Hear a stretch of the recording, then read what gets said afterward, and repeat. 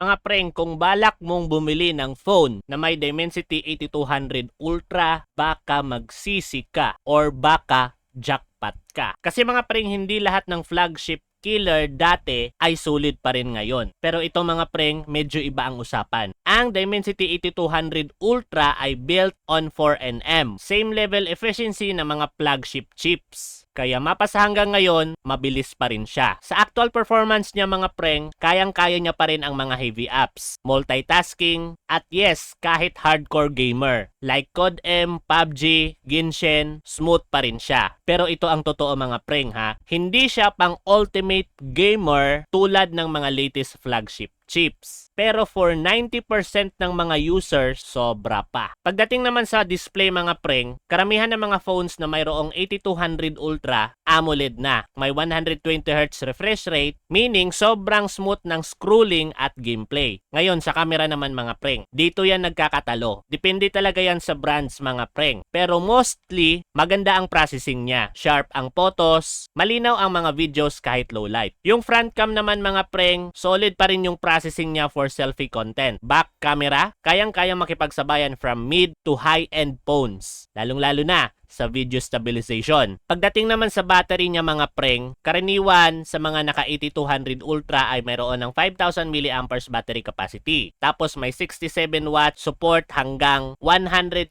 watts. So mabilis ka talaga makakabalik sa 100%.